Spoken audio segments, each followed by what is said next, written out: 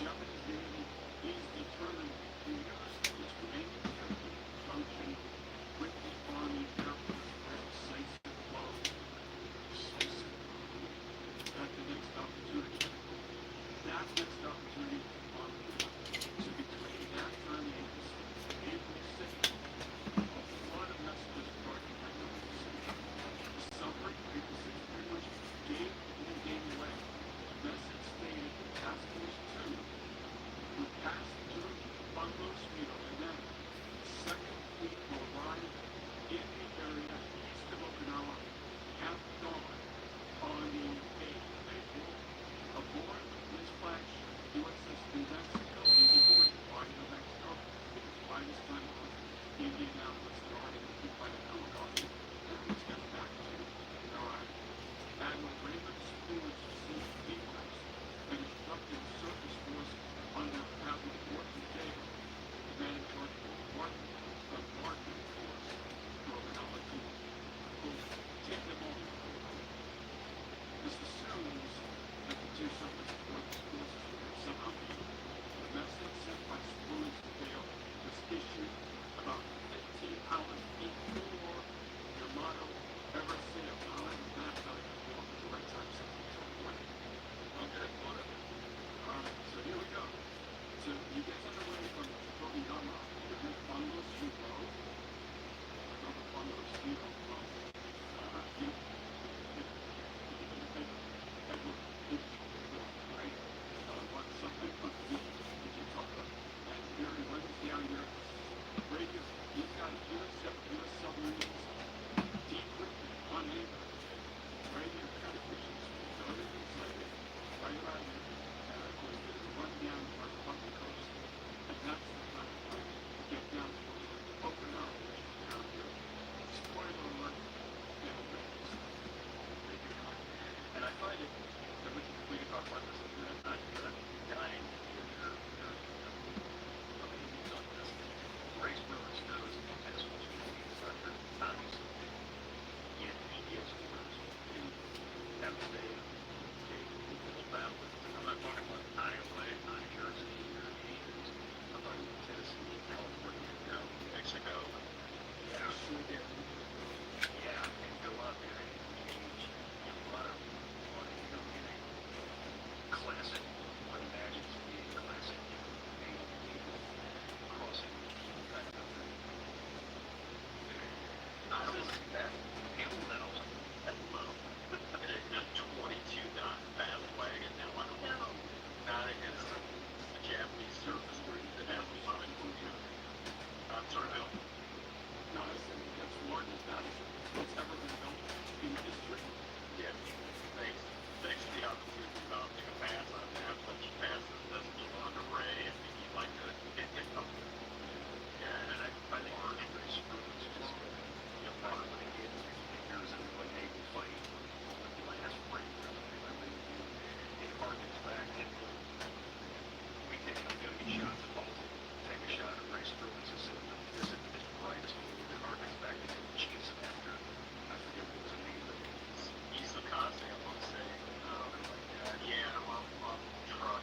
Don't even start off the top of his head, but yeah, that was Bruce Lee. No, these destroyers carry long lines torpedoes out on us. Those things, we still, at this point, still don't have a good sense for the performance of that particular fish. It's pretty evident here, too.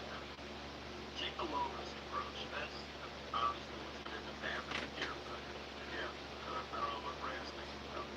Sun City once said player strength. Let's see this weakness. This would be a 10.6 strategy. That is true. That's a very good weakness. The engine fights it. I mean, to be clear, this issue was to 7 batteries. So that's a lot of breaking firepower. But still, you're putting your battle wagon. This is Imperial Navy's best vessel and people passing over.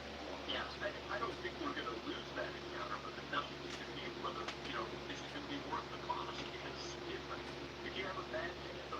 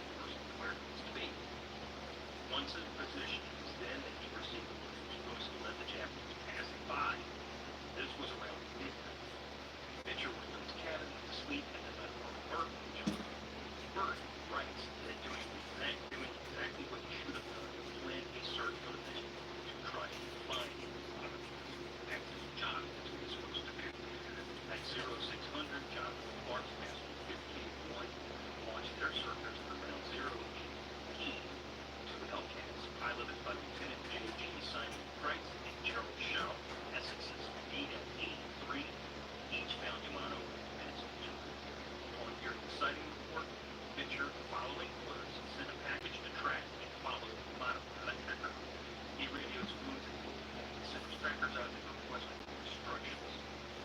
In the meantime, at 10 o'clock, Victor launched the strike package and instructed them to hold on. So Victor's like, yeah, gets him off the deck. He says, don't hit anything yet. Hang out. Receiving no word, again, radios was told that they proposed to strike the mottos at 1200 west otherwise regular for 2.5 hours. Race boys didn't say a word. Yeah, so yes, that's something that's I'm not for it. That's otherwise the right. Yes. You know, that's otherwise directed. Basically, that's a CYA. I'm going to do this, but I don't hear from you. I don't care. I'm doing it anyway. So you better tell me to stop. Or I'm not going to stop. That's exactly what it was. Yeah, go ahead. And very insightful ask. So, Motto's fourth had turned, and while they were still being tracked by American teams and were and major birds, it now appeared that the only American force that could reach Motto was Task Force 2. So there was a plan, there was a part of the plan for Motto's force to basically make a jog west. Yes. Yeah, if Yamato comes down the line of those islands, stays on the eastern side, and he's in position to be hit by the American forces, because they're going to be out to seaward from that. But yes, you saw that map. It's by the southern Pacific, which is actually going jogging out to the west, and to get out of the American Arrow if you possibly can, and then she's going to approach the bow of the boat to north. So, and he does this for the and as we see, she almost kind of does, because when Victor launches the strike, it's almost at the very tip of the range. You know, what he's going to encounter. So, regardless, as I said, when it became clear to Victor answered Yamato AC, this was all part of the plan. Victor again radios from this man, quote, "Would you take them, or should I?" Please find those guys. You take them. Yes, if I could, please. I remember, I hate to do this, but the wording of Victor message there, other time, he said, well, it's not right. Because it's like the biggest of all is towards his forces. So what he's really saying is, will you take them, or will you take them? Will you take them using my assets, or will you take them some other assets? And this is typical Victor. He puts himself in contact with his boss all the time. And when somebody off towards their president, really, right down at exploded systems. Yeah.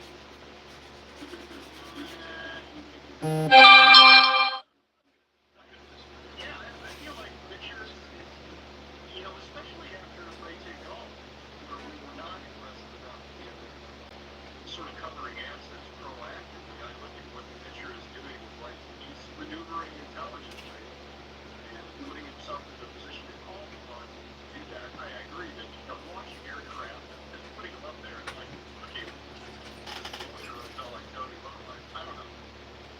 No, maybe I wasn't clear. I think he did exactly what he did. Oh, okay. Yeah, so what I'm saying is the wording of his message, where you take them, or shall I, as if they're separate commands. Right. Those equivalents, right? And Yeah. so the point is that he's putting himself in conflict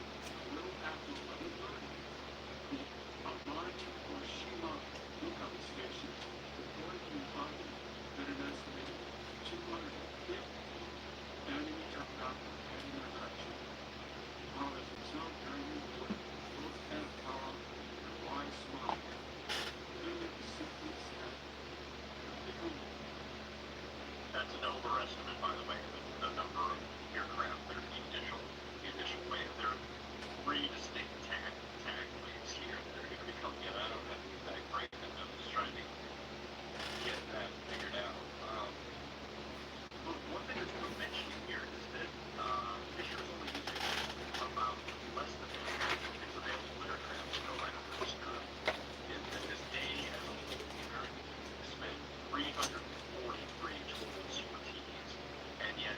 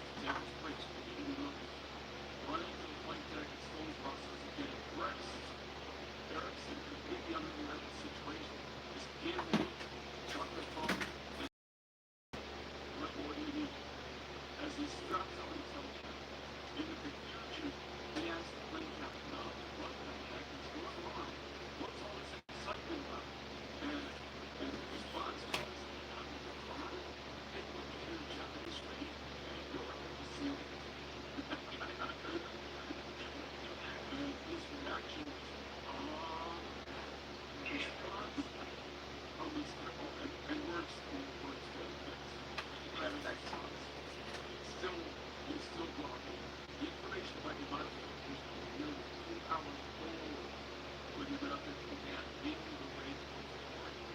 Thankfully, the location of the underground slowly developed, and at 10:15, shortly after the first striker started to immediate mirrors, sighted the bottom terrestrials and shadowed them at a safe distance. 10:17, they moved close enough for Yamato to actually unleash the main battery. And remember, we talked about this before.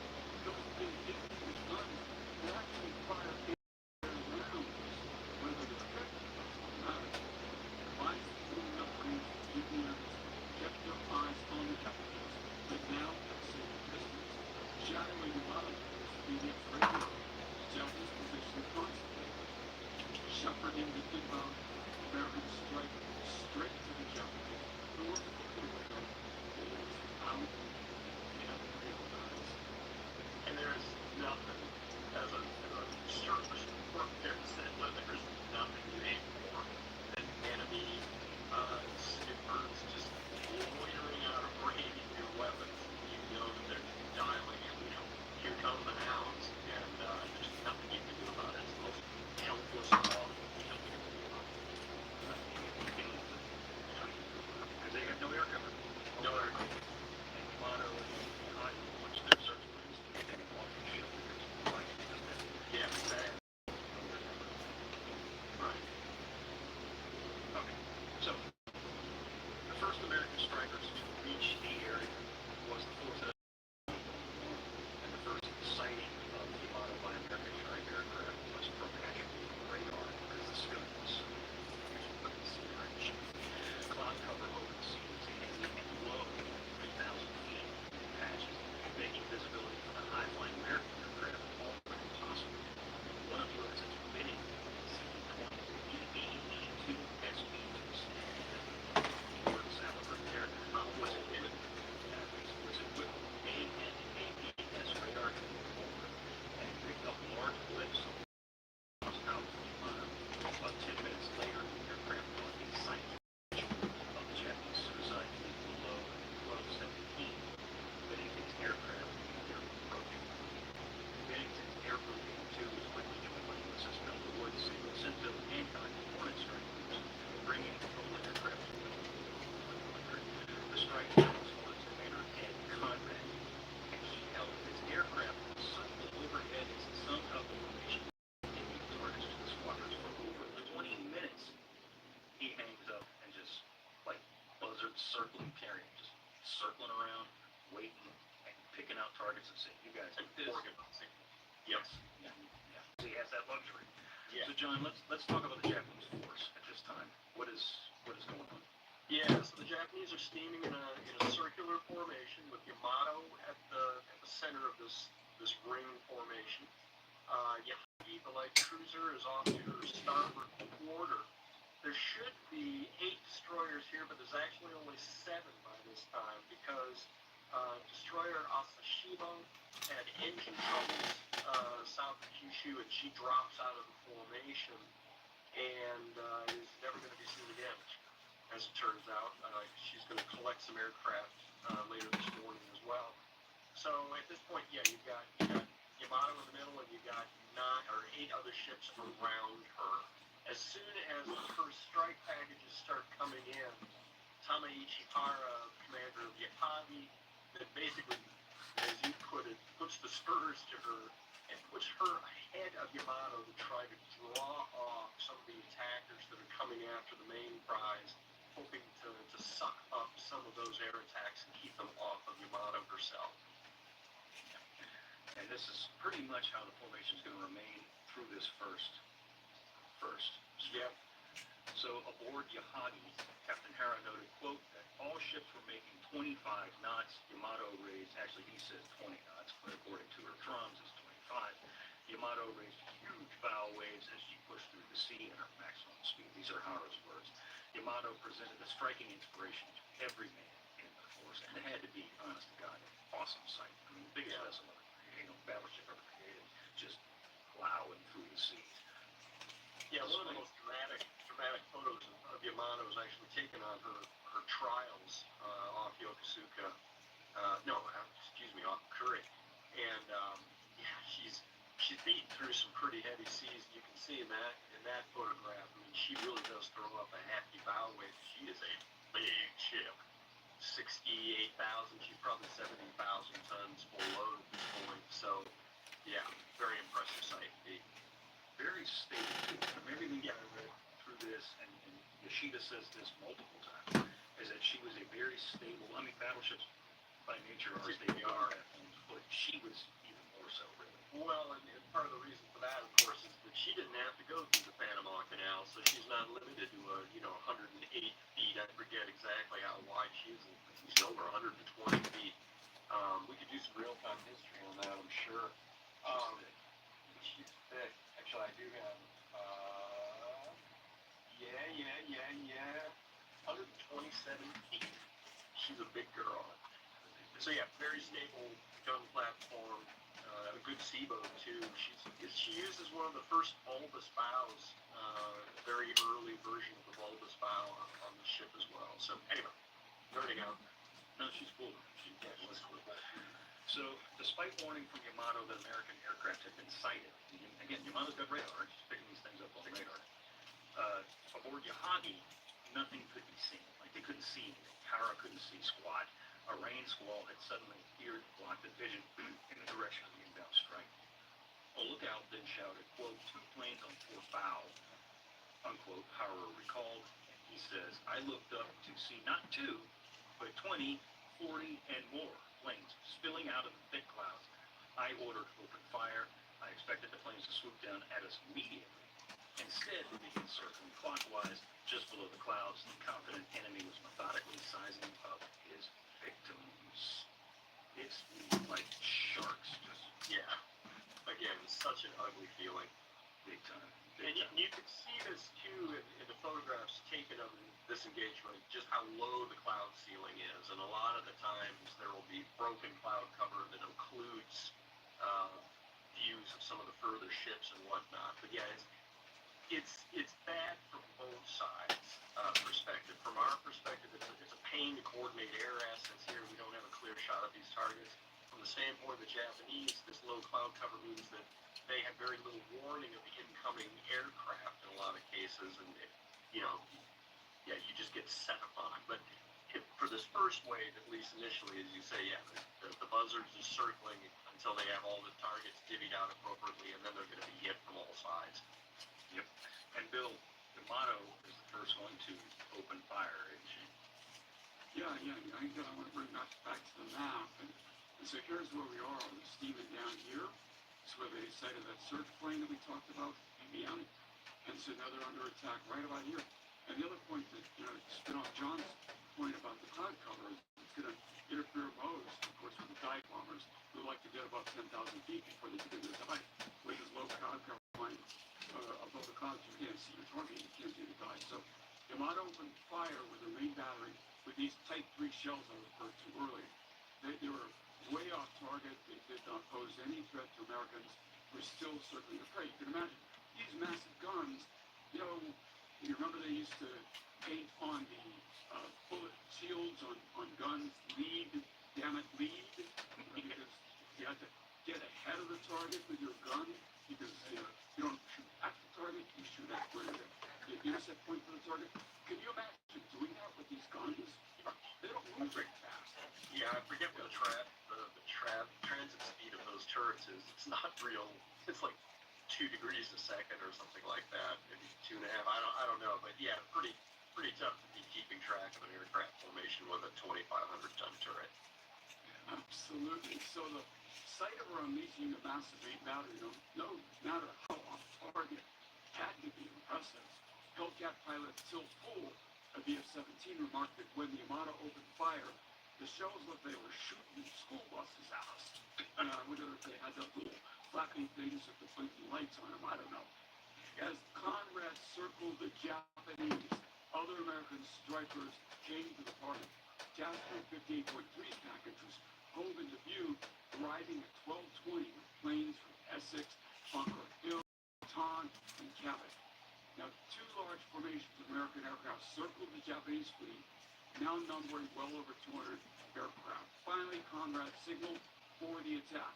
Conrad has signed the fighters hit the escorts while the Dia torpedo bombers would hit the big ships. Fighters that were armed with bombs, which were many, were to attack Yamato and Nahagi. Hornet, Wood, Bennington would lead the attack on the big ships, while San Jack's group would attack the straggling Asashima. At 12:37, Conrad got the on the radio and barked at Bennington's strike group, saying, "Sugar Baker to Charlie, take the big boy." Seth, I think there's only one big boy here. Do you understand what this is supposed to mean? That is the biggest boy. They don't come any bigger. They do not. So the call actually came as a surprise to Air Group 82, to the tag for Air Group 82, because they made a wide pass around the target to allow Conrad's own Air Group 17, thinking that it's going to make his own people come in there in the first attack. So it was wrong. Regardless, DT-82 skipper Ed DeGarmo, we're going to hear about him in a little while too, heard the order and waved his flock of Avengers down and headed for Yohagi, which was not the big boy. Big boy, but not the big boy, but was big enough apparently. Close in behind, BB-82 skipper Hugh Wood rolled his Helldivers over and went straight for Yamato. Coming down from an altitude of only 3,000 feet, so this gives you seconds. Yeah. Right up on this target and drop your bomb. Well, Woods, yeah, truthfully, they're probably doing glide bombing attacks. they are. Yeah, they are. That is exactly what they're doing. Is they're doing glide bombing attacks. Woods' SB-2Cs did not have much time to adjust, as I said. The AAA coming up from Yamato herself was severe, with several gunners claiming that the fire was the most intense they had ever seen. Keep in mind, she hadn't been hit yet, and she had had a lot of AAA installed on her over Yeah, recent months. and again, this is one of the things that makes that her model in the Curragh Maritime Museum so cool, was they show her in her final configuration. Yeah, she's just, they've stuck 25 millimeter rounds on this ship anywhere they can find real estate. So there's triples all over the place on the ships, on her fantail, and they got a lot of singles that are, on the deck as well. So yeah, she has a lot of automatic weapons under her aegis. The problem is that a lot of those late additions that were, put on in 44, 45 are not adequately shielded the way that her original mounts had been. The triples in her center positions in many cases had shields of some sort that would at least protect them against machine gun bullets, but a lot of these anti-aircraft gunners in these 25 millimeter mounts are sitting out in the open pretty much. There might be some sandbags around their weapons and that kind of thing, but a lot of these dudes are pretty much bare naked. They tell me that Curragh model, that's a little one like you to buy a target, right?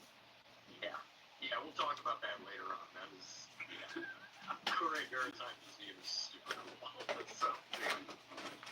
So Hugh Wood, he held his dive line, as the case may be, despite his aircraft being hit many times by Japanese AAA, mostly small caliber shells. He dropped both of his 1,000-pounders and then pulled out through the length of Yamato's hull. It was a hell of a long flight. As he looked back, he claimed to see 2 explosions near the big ship's main mast. Now, John, this is roughly the area where she takes her 2 initial hits, is it not? Yeah, and it appears that, 1240, she's hit by 2 armor-piercing bombs. One of them knocks out one of her aft 5-inch AA mounts, and the other one takes out her air search radar, which obviously, if you're in the middle of an anti-aircraft engagement, losing your air search radar is not a good look.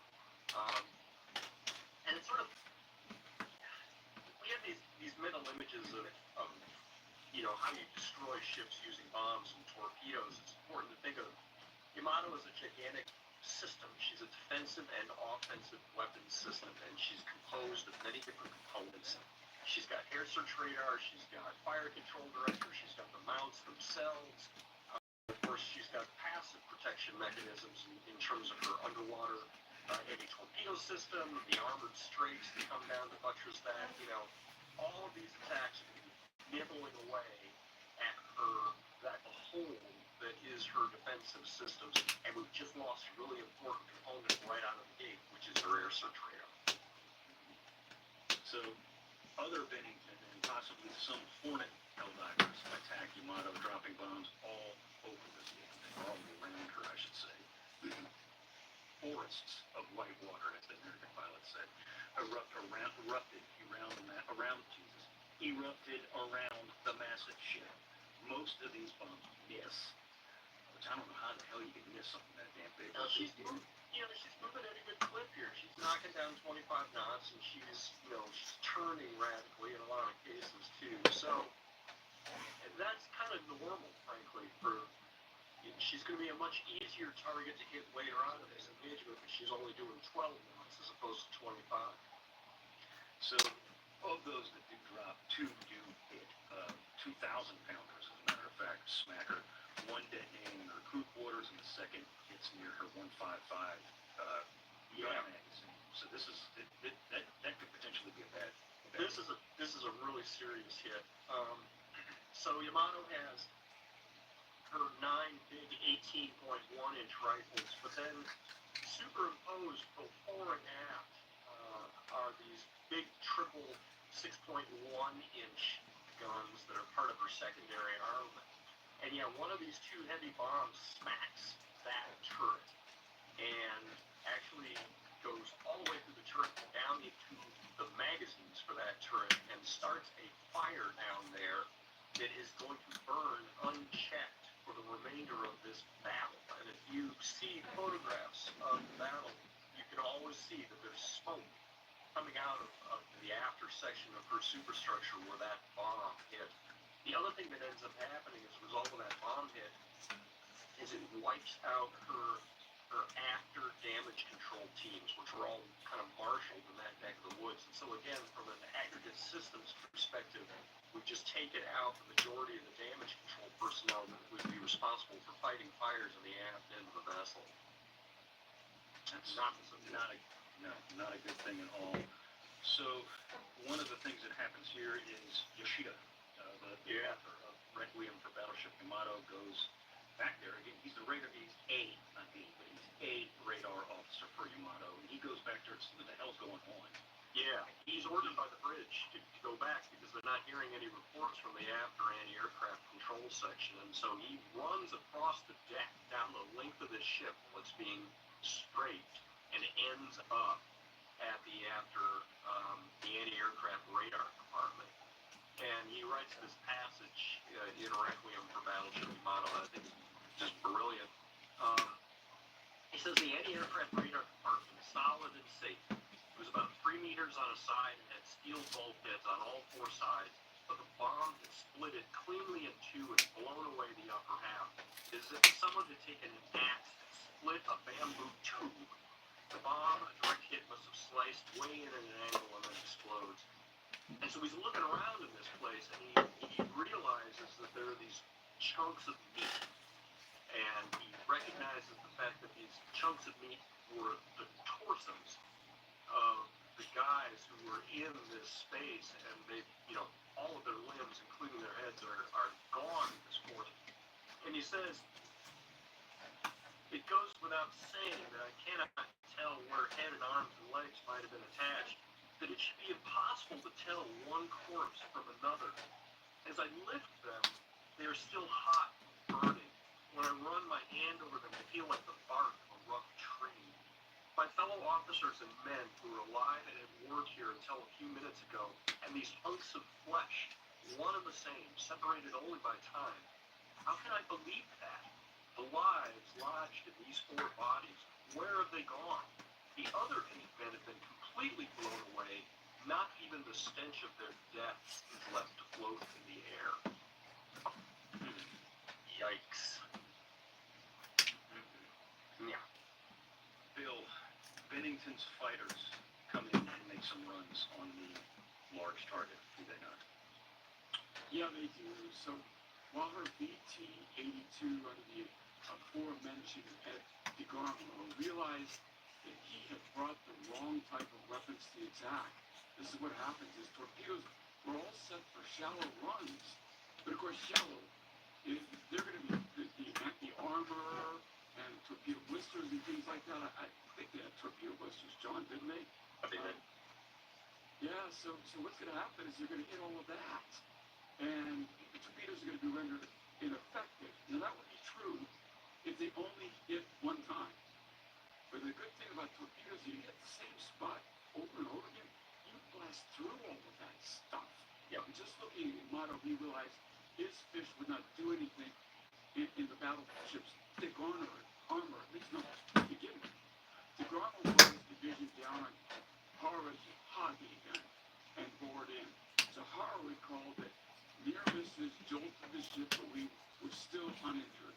It gave me relief to realize that our sharp twists and turns were effective. If that was an unguarded movement, it was my undoing. A scream from port side of torpedo. I let out a gas. 3 torpedo wakes were streaking towards us from only a few hundred yards away.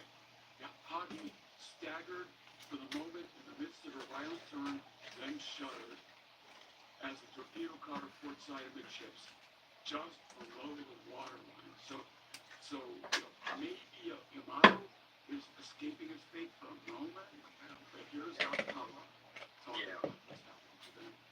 Yeah, and this torpedo just puts paid to her engineering spaces right now. Because a light cruiser does not have the breadth of hull necessary to accommodate a pretty sophisticated underwater protection scheme the way Yamato does. And so, yeah, she takes the torpedo in her engineering spaces and just goes dead in the water almost immediately, and she's now out of the fight. She's not sunk at this time, but yeah, she's basically been put paid to. And she is going to become a ordnance magnet A little bit later. Yep. So Hara said that Yahagi, exactly to your point, slid to a complete stop within minutes and was dead in the water. He stupidly wrecks this thing. Stupefied. The flight had only been going on for 12 minutes. Yeah. When his ship was hit, and there she sat, immobilized. As Hara's Yahagi began to take a serious list of port, one of his officers simply said, "Kamikaze's done for." Just like that. Indeed, she was. Lieutenant J.G. Robert Meany of BT-82 lines up on the destroyer, assumed to be Kamikaze, and releases his torpedo. As he pulls over the destroyer, his gunner yells, quote, "Bingo," unquote. Meany pulled up and around and saw the destroyer explode amidships and begin to sink almost immediately. Now, she had taken some hits before this, had she not? Well, and that's the thing. It really, the critical hit for her had been suffered just a little less than 3 minutes ago. She took a bomb hit on her fantail that blew the fantail of the ship completely off and wrecked both of her props. So she went dead in the water and was a sitting duck for this torpedo that then gets released here by our man Minnie. And yes, gets hit by that torpedo amidships, jackknifes, and sinks right now. And so the result is, she was under combat for about 3 minutes, and she goes down with 100 guys. As Bennington's strikers egress, Lieutenant Commander Conrad, still aloft some 2 miles away, with a 50-yard line seat, directs the next group in his own strike from Hornet and Marshall Beatty's DF-17.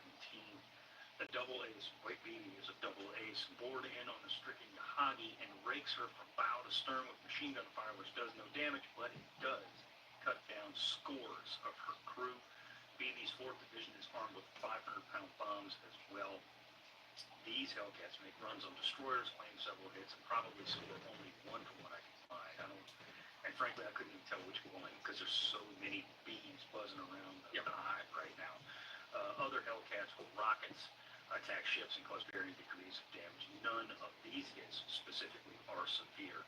So, Bill, as the Helldivers and fighters pull away, Hornet's BT-17 comes into the party, don't they? They do. So they make an attack on Yamato, which as yet has not suffered any kind of ship-threatening damage. As the Avengers set up their runs, Yamato sees them and begins to turn in an evasive maneuver as they've really been doing all along, towards the starboard side as the Avengers come in from her port. So Lieutenant Thomas Durkin's Avengers claim 4 hits on the battleship, yet only one really does smack her. He said, "John, what kind of damage does this torpedo do?" Yeah, so this one hits her forward near the windlass room and ends up letting in 2,000 350 tons of seawater, a destroyer's worth of seawater when you think about it in those terms. And then damage control on board Yamato counter floods with another 604 tons worth of water. So yeah, she's now taken 3,000 tons of water from just this one torpedo head. Amazing. So, Yeah. Bill, after the, I was going to say, tell us about what happens with the rest of first strikers here. Yes, so the VT-17 attacks now. And the sky clears momentarily as the first American attack wave departs the area and heads back to Task Force 58. As they do, they leave the Japanese task force in disarray. Hamikaze has been sunk. Yahagi is dead in the water and is drifting after having been pounded. Suzuki, yeah, so thank you, John, is hit with a 500-pound bomb and is set afire. For the Americans, the attack went very well in terms of casualties. Only one of Bennington's hell divers is lost, with all its crew, unfortunately. One of VT-17's Avengers is shot down by Yamato, crashing off her port bow, while four of VB-17 hell divers were hit with AAA, with one being forced down in the water as he approached Task Force 58. Two others were pushed over the side as they landed back aboard Hornet. So, casualties, unfortunate but light on the American side, not so much on the Japanese side, Seth. Yeah, so Yamato has obviously already had some of its anti-aircraft capabilities degraded by some of those bomb hits. She's already lost a number of her 25mm rounds and at least one of her 5-inchers. Yahagi should have been an important asset. She's out of the game. And then Suzuki is one of these two Akazuki-class anti-aircraft destroyers that are armed with a really good 3.9-inch gun. So you only have two of those things in the task force, and one of them at this point is in real trouble. So, you have to say by the end of the first wave, the aggregate anti-aircraft firepower of this formation has probably been cut by a quarter to a third, I'd say. And it's only going to get worse because, to your point, the naked crew topside on Yamato. I don't know if we knew any of this or not. I don't know. I couldn't figure this out. But I mean, fighters are going to be fighters, and they're going to strike the target. And these crews start getting cut down, like with a scythe, as the battle goes on. Yep. So barely 10 minutes after the first wave disappears over the horizon, 15 planes are seen coming in from the south. These are birds from USS Essex and Bataan. Essex's VB-83 was coming. You know how we talked about, I've done this, just freaking cool. We talked about, this is like the 4th or 5th gen American naval aviators here. They're not all new guys. VB-83 was commanded by Triple Navy Cross recipient of the Pacific War, Dave Berry. Dave Berry had flown from Yorktown, 5 as a member of VB-5 and had struck targets in the early hit run raid, Tulagi in May 1942, and was credited with a hit on Shikaku and Coral Sea. Flying with DS-5, because of course VB-5 is converted to DS-5 at Midway, Berry was on the search for Hiryu in the afternoon of June 4th and attacked Tanakaze on the 5th and Mogami and Mikuma on the 6th. A junior officer in 1942, he is now a squadron CO in 45, bringing his hell divers in for a run in Yamato. This man has seen the elephant. Yes, he has. Yes, he has. And at this point in the Pacific War, there was another guy, and I wish the hell I'd written his name down. He was one of the torpedo officers. 4-ton Navy cross recipient that's flying this raid. Yes. And God help me, I can't remember his name right now. Yeah. But this is now when you start to see some of these early war guys who had been sent out of the U.S. to train people. They're coming out for their second tour. Their squadron COs and XOs and that kind of thing. Yeah. Right. That's a leadership factory that nobody can top right there. Right. So, escorted by 8 Hellcats of VF-83 and 5 F-4Us of VBF-83 and accompanied by 15 Avengers of VT-83, Berry's 12 hell divers were in very good company, coming in at 6,000 feet. Now the cloud layer is starting to break up a little bit. Berry and his boys arrived overhead as the planes from the first wave, were ramping their attacks up. Sizing up crippled Japanese formation, Barry could see that Yamato, while hit, was still surging ahead at top-end speed, or as top-end she could go at this point, which is still, she's probably clipped along about 26, 25 knots, isn't she? Yeah, 25, 26. Yeah, she hasn't taken any meaningful damage to her engineering capacity at this point. Yes, she shipped some water, but this is a big ship, and She's still cooking. So Barry's escorting Corsairs dived at Yamato in order to draw AAA away from the Helldivers who climbed and then rolled over at 6,200 feet. One of the Corsairs dropped his 1,000-pounder and smacked the battleship on the superstructure. As Barry and his men screamed in, BB-83 pummeled the battleship with hit after hit. Some of the bombs exploded near her bridge. Others hit near the top of her forward main battery. Some are scattered elsewhere all over this damn thing. Barry himself was credited with the second hit and a series of hits. More than likely, Barry's hit was, if I understood the succession right, near the battleship's bridge. Barry would survive the Yamato attack and bring most of his boys past to Essex, losing one-third that had to ditch, whose crew, that group, would be rescued. I'm sorry, one that had to ditch, not one-third. Right. As for Dave Barry himself, unfortunately, the highly decorated dive bomber pilot would be shot down in May over Kyushu, plunging into the water just offshore. In a 1942 letter home, he wrote, quote, "The sea is an adequate burial marker for those who lose the incessant waves on a permanent marker," unquote, rather quote from the highly decorated veteran aviator. So, Bill, aboard Yamato, there's a gentleman named Kobayashi Masanobu. Tell us about what's going on with him. So he's a gunner, as you said, started to engage the American Helldivers as a gunner. Stationed near the forward end of the ship, Kobayashi could feel the intensity from the bombs exploding and watched as one of his gunners fell dead, a victim of flying shrapnel. Racing to take the dead man's place at AAA gun, Kobayashi comes under fire from one of the strafing American aircraft. The rounds clanging off the gun shield near him, one slicing through his forehead.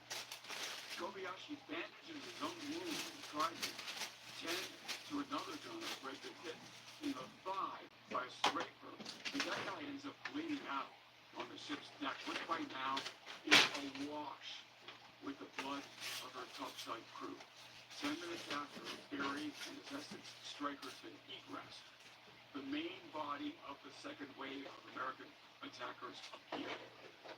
This large 100 plane formation comes from Yorktown, Intrepid, and Langley.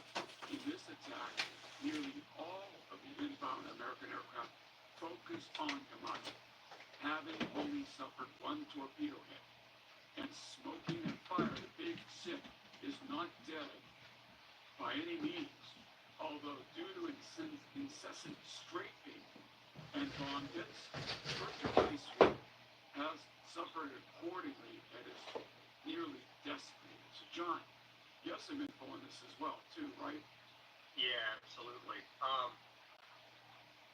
There was a movie that came out from Japan, not I don't know, maybe 10 years ago, something like that. The Men of Yamato, and it's really very well done, and has some really harrowing scenes following the anti-aircraft gunners on this ship as they're going through this ordeal. And yeah, I mean, her decks just get turned into an avatar because the strafing attacks, that's really what's doing the business here. Is they're just systematically killing all of these gun crews with more than 25 millimeter mounts, and since that is the backbone of Yamato's anti-aircraft fire, by the time you get done with the second, the first wave, Yamato's AAA was probably down by a good third in terms of aggregate throughput, and certainly by the time you get to the middle of the second wave, yeah, she's bleeding out at this point. She does not have sufficient men in her gun crews, and in some cases, these guns have been physically obliterated as well. Yoshida relays a passage. On his way back from the after radar station, he goes by an anti-aircraft mount that just a minute before he run past on his way aft, and it hurt one of the gunners who knew him say, good luck. He comes back, that entire gun battery is vaporized, and his friend is gone.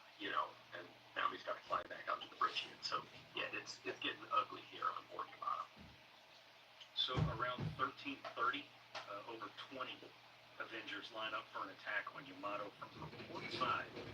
This is important. And we kind of alluded to this when we did the Civilian Sea episode about Musashi. Yeah. It had been learned the hard way, really, that it took a lot of hits to kill these ships, and if you look at Musashi's damage that we inflicted on her, we said that it was a death by 1,000 cuts because it was like getting picked at from all sides. The decision to attack Yamato from the port side was deliberate. Like it was like everybody was there from this side, and it was because of that. I think it was because of the Musashi experience, wasn't it? Yep, absolutely. Although in this case it's a little more organic in that somebody recognizes she's already been hit by a torpedo on the port side. Okay, by default, then that's the side we want to go after. Right. Yeah, but everybody's pretty much on the same page until very late in the attack. She's inflicted a couple of torpedoes on the starboard side, but the majority of the underwater damage is being inflicted on her port side. The key is that it was deliberately said hit her on this side because they wanted to fall over. Yep. So in this attack, 20 torpedoes are dropped on the battleship as she swings towards her attacker. She's going to try and comb the wakes, if you will. She evades 17 of them. Yep, which for a ship that's pretty freaking good. She handles very well for a ship her size. She's very maneuverable, had a nice tight circular. I forget the turning radius of the ship is something like 800 yards or something like that. She's a big ship, and yeah, she's very handy to the wheel. So, but 20 torpedoes, one of them's bound to hit. As a matter of fact, 3 of them do. Boom, boom, boom, in rapid succession on her port side. This is a significant set of damage that's coming in these 3 rapid hits. Barely 10 minutes later, a lookout aboard Yamato spots more torpedo wakes inbound. The first misses, but 3 more hit her on her port side again, dropping her speed even more. She gets hit by bombs at this time from Bunker Hill, wreaking havoc in her upper works. But John, these torpedo hits are starting to take their toll. Yeah, because what ends up happening here is that in order to keep her on something approximating a reasonably even keel, damage control makes the decision that they have to now counter flood, and the only spaces large enough to admit that volume of seawater are her starboard engineering spaces, and so that's what they do. They counter flood her starboard engine and boiler rooms, and that corrects the list, but unfortunately the word didn't get out to those engine room crews until, in many cases, it was too late, and most of those guys were drowned at their stations. Do we know ballpark how many guys are in there? Just found this unbelievable sequin dress on eBay. From a seller who's probably a Vegas showgirl. So many good deals. Had to get these vintage disco pants too. Then I was craving something sporty. Found these in a sick cherry red. Authentic. I can find that answer. I'm actually looking at a notebook that would have that answer. It's going to be several hundred for sure. Yeah. Anyway, Way to go. yeah. So Bill, tell us about the situation aboard Yamato right now. It's pretty critical for her crew. It is, yeah. So Ensign Yoshida barely evades death with a man in front of him literally shot from an exploded bomb. The men to his left and right are both killed, showering him with their blood. Yoshida wrote, quote, "Out our engine becomes even more inaccurate.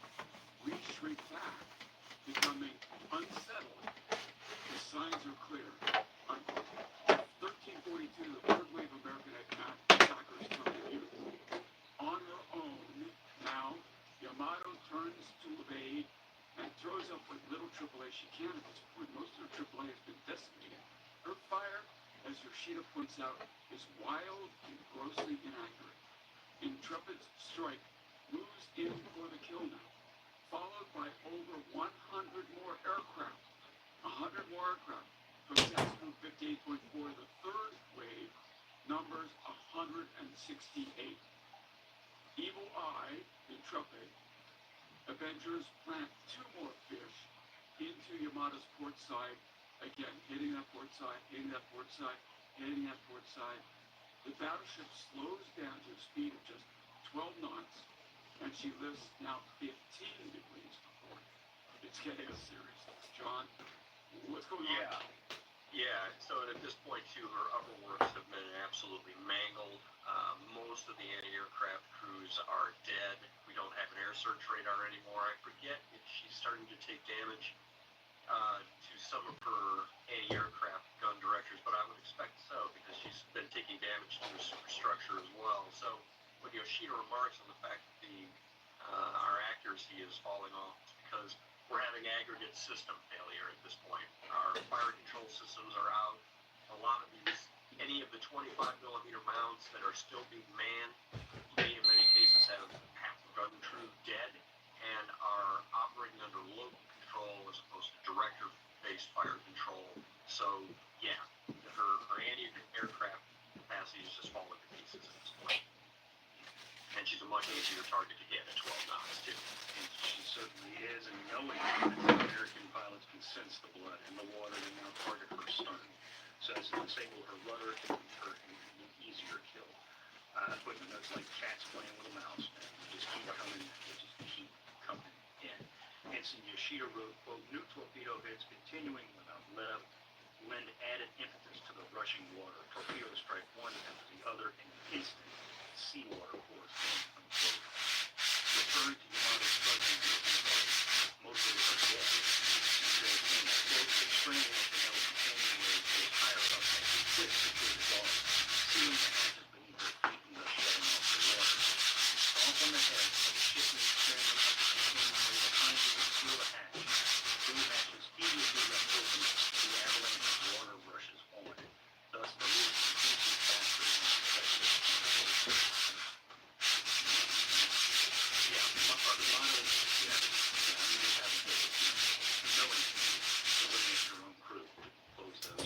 Just to buy a few extra minutes, though, it's apparent at this point to anybody that's on this ship that, yeah, we're reaching the end here. She's going down. Yamato's Captain Mariga has told that all of his EC officers are dead. The counterplay will no longer direct the rapid report. With her radio control, Task Force Commander Ito signals shoulder signals flag hoisted to the stage of the special task force and to get still. The American combat at 14:02, Yamato takes three more bombs midship, wiping out the medical crews left, getting most of the wounded, clothing gathered from the ship's dispensers. Barely 5 minutes later, she takes yet another torpedo. We assume it to be her seventh. Do we know how many torpedoes she took? No. I forget. I think it's 9 or something like that. No, I'm failing you at this regard. Not as many as Musashi because most of them are coming in from the port side. But a lot all the same. Yes, and from the Japanese standpoint, it's hard to keep track. Just keep track, honestly. Right. Yorktown's coming in at this point too. Yamato slows even more, and her list increases, and exposing her soft underbelly somewhat to the incoming Avengers. 6 Yorktown torpedo planes come in from her starboard side, as you were saying just a minute ago, and plant more fish into her underbelly. At this time, Yohabi is, like I said, she's an ordnance magnet, and she just sucks up hit after hit after hit, and she goes down like a doesn't she? Yeah, that's right. Yeah, she ends up taking 12 bombs and 6 torpedoes, which for a ship that size is just, there's no way you're surviving that. There's a stunning photograph of her during this very portion of the attack when she's just completely surrounded by water spouts. It's taken by an American plane. And every time I look at that photo, I just have this mental image of Captain Hara standing on the bridge, just looking out the window at that plane as it's zipping by. And yeah, his ship during this final wave of attacks is just eviscerated, and down she goes. So what's going on with Yamato? We know she's listening, she's slowing down, but that fire that you were talking about is she's still going. Yeah, so there are now warning light indicators coming on the bridge that are saying that the temperatures in the after magazines are reaching critical points. But unfortunately for Yamato, they don't have any means of flooding the magazines at this point because the pumping stations have all been either physically destroyed or have been buried because of the flooding that's going on in the ship at this point. And so there's no way to put these fires out. And so, as we said, Ito has now canceled the operation. He raises flags for Yamato to have the destroyers close in and take off survivors. But a lot of the destroyers are either under direct attack themselves or, can recognize that getting close to Yamato at this point in time is not a good thing.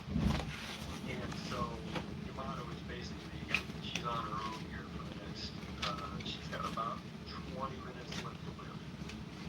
Bill, that was his Yamato's, she's rolling. She starts to roll. What's going on? So the roll report means, as we said earlier, the soft upper belly on the starboard side is exposed. So that's what the torpedoes are bringing right now. The surviving crew makes for the water as fast as they can. Again, Ensign Yoshida watched Captain Ariga lashes himself to the ship. Determined to go down with his vessel, Yoshida decides to try and live. And leaves the bridge and makes for the water, wriggling through the port. He says, I look back, almost longing for a bridge on its side, completely cold, stretched down, almost furled. Their bodies lashed together. The navigation officer and the assistant navigation officer reject the second and third time our exhortation to escape. I watched until the end. Both men have their eyes wide open and stare fixedly at the water rising towards them. So it's just, go ahead, John. No, I was just going to say, that's another one of the mental images on this battle that is really tough to shake off. If you're standing on the Admiral's bridge of this ship, I forget the map, but you're at the top of a 15-story building, right? And now, at the end of that, that building has basically been tilted over on its side. Yoshida's leaving the bridge. The water is right there because the ship is coming right down on her beam ends. That's quite the image. Admiral Ito is nowhere to be seen. After he canceled the mission, he salutes the bridge officers and goes into his sea cabin, and that's where he's going to meet his demise. But yeah, a lot of the bridge crew do end up making it off. The younger officers in particular are just bodily shoved out by the old guys and get out of here. Get a drink. So she's rolling, Bill, as you were saying. She's about 90 degrees. She's on her beam. Which leads to another horrifying episode in her death throes when she goes over onto her beam ends. Now her funnel ends up in the water as well. And the result of that is that there's this huge inrush of water going back down her funnel now. And a lot of the guys who have been put into the water around the funnel amidships end up getting stuck into the funnel along with this. Yeah, so they don't make it out. Yoshida later on comments that when the survivors were mustered again, they had a picture of the ship, and each man was supposed to draw a dot as to where he was on the ship at the time he went into the water. Around the funnel, a giant void. There were no survivors from that section of the ship at all. So, how she goes kaboom. Yoshida hypothesizes that her main battery, the ammunition tipped over. Yeah. They went in. But and she's a fire. Yeah, she is a fire, exactly. And the thing that's kind of interesting there, too, is that you would think that when she goes on her beam end, she's going to roll over and that's the end. But actually, she hangs there, basically, horizontal, where she should be vertical, for the better part of 6, 7, maybe even 10 minutes as she's down flooded. It's only a little bit later that now, not only she's not at 90 degrees anymore, she ends up at about 120. And everybody who's going to get off the ship is now in the water, pretty much. But then, yes, as she finally starts capsizing and sinking, there's an enormous explosion, which seems to be her forward magazines, actually. And then as soon as she leaves the surface, her after magazines explode as well. The explosion, Bill, when the magazines engage, and they obviously do, the explosion kills most of the survivors that are in acidity because it creates a vacuum, and if it doesn't boil them out of the water, it sucks right out. Go ahead. No, the underwater pressure as well, and it's really tough to survive that. Yamato, Yoshida recalls, at the instant Yamato rolling over throws belly up and plunges the engine. Great flash of light and sends a gigantic pillar of flame high into the dark sky. Armor, plate, equipment, turrets, guns, all the pieces of the ship go flying off. So large is this flash from a detonation that it was clearly seen and heard by Japanese sentries as far away as Kagoshima. Folks, here's where she's sinking, right? Long ways away. A long way. That's way up here. Folks are seeing that flash from the explosion. My goodness. And so killer, it's over 1,000 feet high. This is like a minor nuclear detonation. And 1,000 feet of diameter rises 1,000 feet in the air and can be seen from, like I said, 100 miles away. Americans aloft, watching the sinking Leviathan, were knocked down by the force of the explosion. Probably more American aircraft were taken out by her explosion than by AAA fire, guys. That's incredible. Yeah, I don't know if that stat is true or not, but we do know for sure that, yeah, some of the planes were knocked down as a result of that explosion. It's pretty nutty. So now you got all these guys left in the water, alright? And Ito's last act of, canceling the operation is only belatedly acknowledged by Admiral Toyota up in Tokyo. It takes that guy 2 hours to sort of concur with Ito to get this scrumptious mission after all. But the bottom line is, thanks. Water, waiting to get picked up, and the destroyers got their own problems. We haven't been able to talk about them. Shimo, who's the one in trouble, dropped out of the formation. She was sighted by a smaller coast defense ship, Kaikoban class ships, and the ship assistance, but she declined it, and the result is she's never seen again. She gets hit by 2 waves of attackers, and she goes down with all hands. I don't know how many that is. It's got to be well over 250 guys. Kamikaze, we already talked about, jackknifed and some. Isokaze was fatally near miss that caused flooding, and eventually she is going to be stoned, and she goes down with 20 guys. And then Kasumi, another of these old old-guard fleet destroyers, hit by 2 bombs, lost steering, and she's got 17 dead aboard her. Yukikaze, once again, living up to her reputation, and it's a controversial one, because if you were on Yukikaze, you barely ever took any damage of any kind. But if you're in a formation with Yukikaze, in many cases, bad things happen to you. But yeah, Yukikaze takes off many of the survivors from this thing. She does lose 3 men KIA, but in the grand scheme of things, that's kind of a pittance. And then Fuyuzuki and Suzuki. Fuyuzuki rescues a bunch of survivors. She's got 12 dead. Suzuki, she has given up her loss. They think that she, too, had been lost, just like Asashimo, because she's hit very heavily. Her bow almost blows up. Her magazines. She ends up steaming under her own power, but stern first all the way to Sasebo. And her radio was dead, so they didn't even know that she was dragging her sorry butt back there. And when she falls into port, they're like, it's a miracle. We thought the ship was gone to all hands, but she does make it back.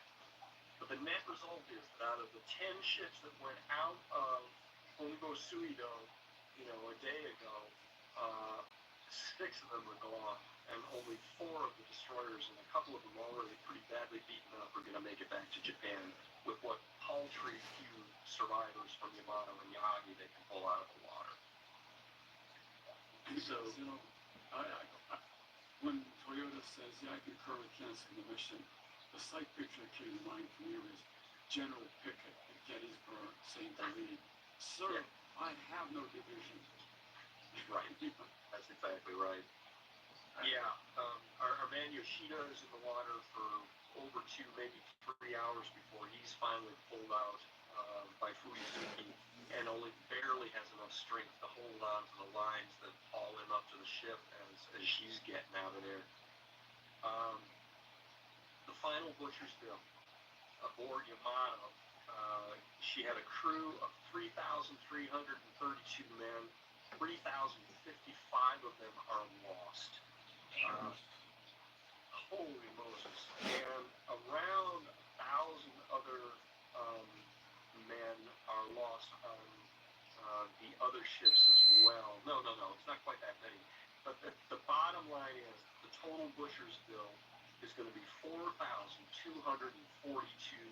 men killed aboard these various Japanese warships. Only 277 are rescued from Yamato, and about 1,300 from Yahagi, Kamikaze, Isokaze, and Kasumi are hauled out of the water by the other destroyers. There were some stories, and I tried to confirm or deny, and I couldn't do either, that American aircraft strafed some of the survivors in the water.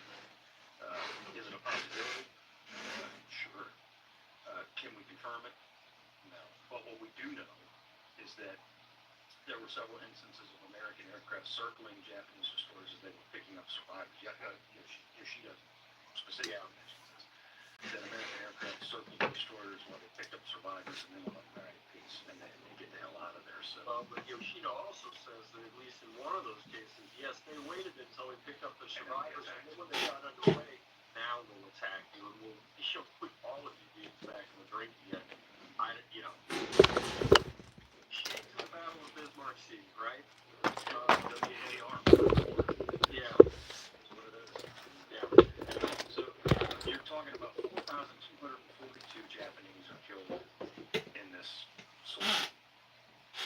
American losses were 10 aircraft, 12 crew.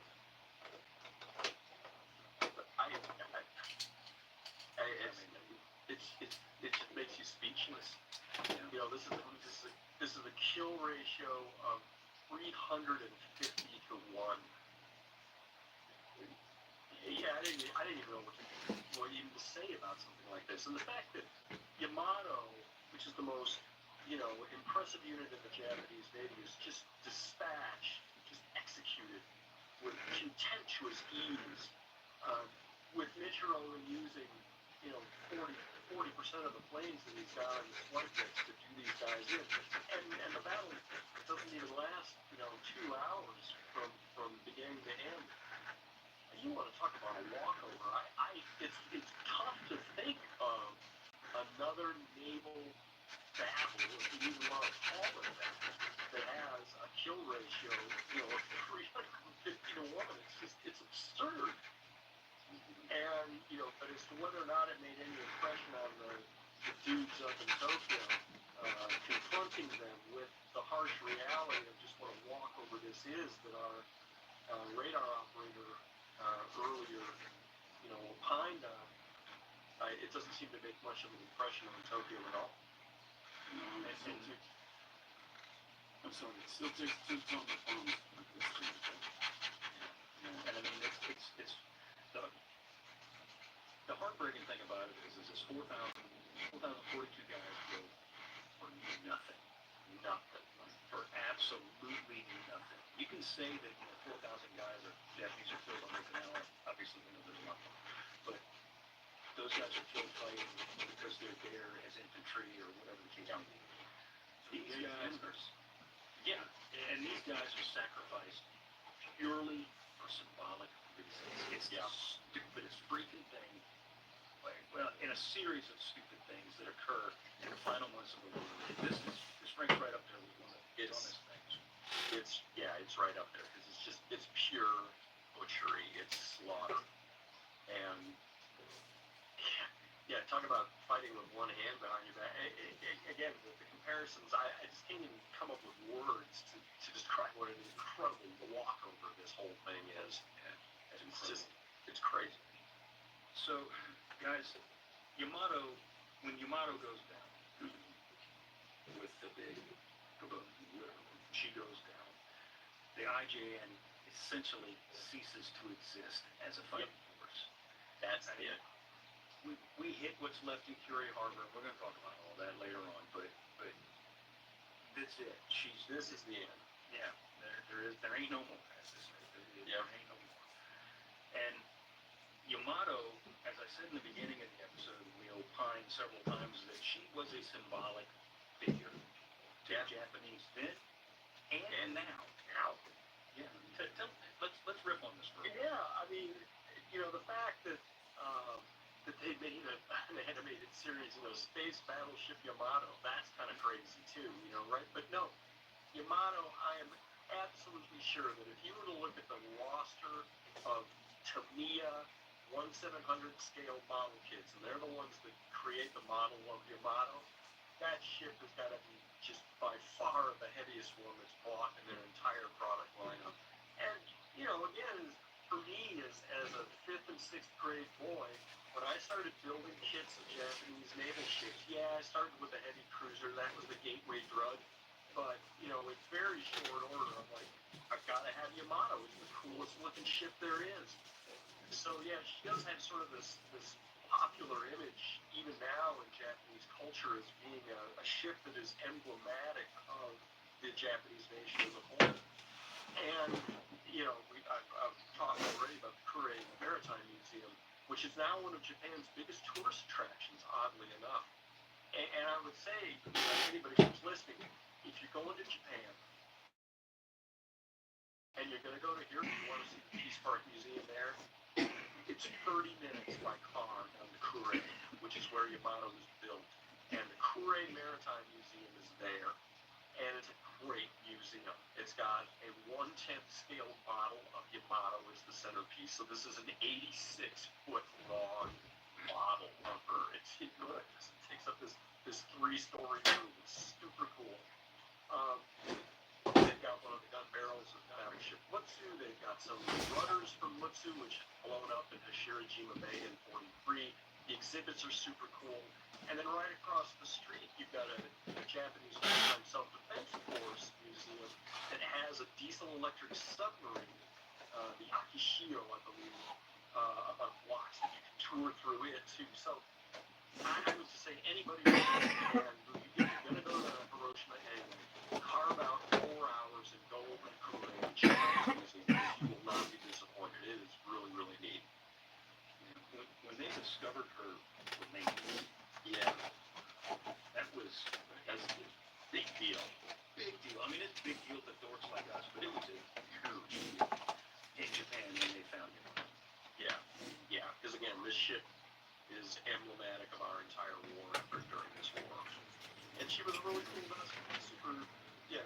Really impressive and just a beautiful, beautiful ship. It tugs at my heartstrings, that this is how she went down. What a miserable, stupid, pointless way to die. And what a miserable end to such a magnificent vessel. Yeah, I get some sense of what this would mean to me, too. Just imagine that there's the most powerful United States Navy ship ever built, and it was named USS United States.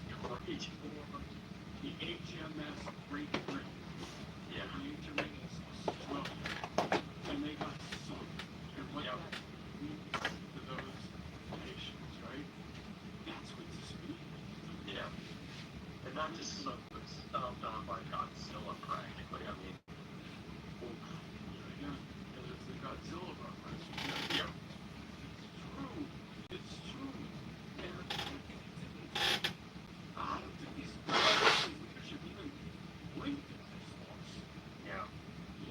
There was this one step on the way to the 100 million we're going to sacrifice something of the empire. Yeah. This isn't, there's no word to describe how prejudice this is. Yeah. The fact that they gave the orders from the sortie in and of itself, knowing damn well that those guys were not going to come back. And the blurb that we read from Toyota, where he essentially says, peace and likewise, good riddance, essentially. Yeah. That tells you all you need. Yeah.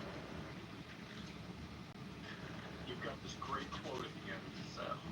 Yes, I do. So it goes like this. And it comes from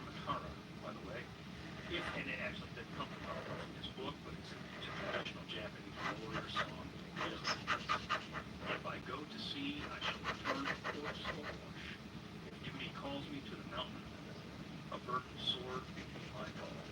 Thus, for the sake of the Emperor, I shall not die peacefully again. Those unfortunate souls certainly If not, rest in peace. Gentlemen, is there anything else you can add before we wrap this? No, sir. So with that, we want to thank you for listening in on our conversation. Please subscribe to the Unauthorized History of Pacific War podcast here. Receive your podcast in this radio. Appreciate it. You got a question or comment, send us an email at unauthorizedhistorypodcast@gmail.com. Also, once again, reminder, www.42club.com. Sign up for John's email list. On his book website, you get all the hot donuts, as they say, right? It's, as the book is going to be coming out sooner rather than later. Yeah. End of 2025, I'm hoping. Yeah, with readings. Yes. Yeah. So once again, my name is Seth Faird, and I want to thank you all very, very much for listening and watching. John, as always, my friend, thank you for being here with us yet again. Appreciate it. Bill, my brother, bring us home. We'll see you again for the Battle of the Insurance next week. I don't know, these are pretty much.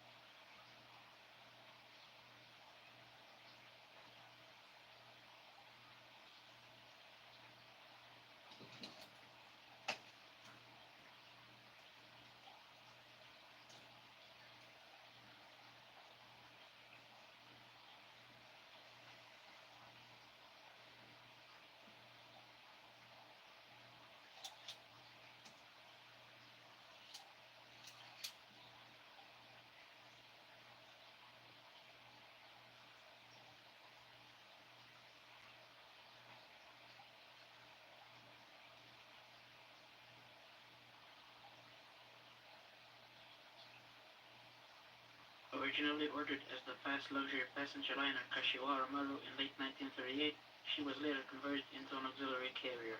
The hull was sold to the Imperial Japanese Navy on February 10, 1941. As an aircraft carrier, Junior was commissioned on May 3, 1942. Junior was the second ship of the EO class. The class proved to be fuel efficient at cruising speed and was very stable due to its liner origin. These ships would be given secondary roles as they weren't as fast as other fleet carriers. A newly designed island was placed on the starboard side. Standard displacement was at 24,150 tons. Overall length was at 219.32 meters, beam at 26.7 meters, and draft at 8.15 meters. With 6 camp-on water 2 boilers, Junior had the power of 56,250 shaft horsepower. 2 shafts connected to 2 geared steam turbines gave Junior the speed of 25.5 knots. Armament consisted of 6 twin 5-inch dual-purpose guns and 8 triple 25mm anti-aircraft guns. During the war, more 25mm guns were added as well as 6 28-round AA rocket launchers. Radars were added during the war. The ship had 2 hangars and 2 elevators. Junior could carry between 42 and 48 aircraft, both active and spare. Air group consisted of 21 A6M0s, 12 D3A dive bombers, and 9 B5N torpedo bombers. Upon completion, the ship was assigned to the 4th Carrier Division along with Ryujo. The first operation was supporting Operation AL, the attack to capture several Aleutian islands. For this operation, Junio carried 18 A6M0s and 18 D3A valves. At dawn on June 3rd, Junio launched 9 Zeros and 12 valves to attack Dutch Harbor. Due to bad weather, the strike group had to retreat. One of her Zeros shot down a PBY Catalina. A second strike was launched from both carriers that day, consisting of 15 Zeros, 11 valves, and 6 Kates. This attack group successfully bombed Dutch Harbor. As Junior's aircraft were regrouping, they were attacked by 8 Curtiss P-40 fighters and shot down 2 Zeros and 2 valves before losing 2 of their own. A valve got lost and failed to get back to its ship. Then a counterattack was launched consisting of B-17s, B-26s, and PBYs, but no ships were hit. After the loss at Midway, Junior was redesignated as a regular aircraft carrier and arrived at Truk on October 9, 1942. Together with Heel, the carrier was assigned to the 2nd Carrier Division to begin operations against the Americans in the Guadalcanal area. The 2 carriers were assigned to attack American transports off Lunga Point, and each ship launched 9 Zeros and Kates. The attack group found the barrack destroyers, and Junior's air group attacked the destroyed Lardner, but no Kates were scored.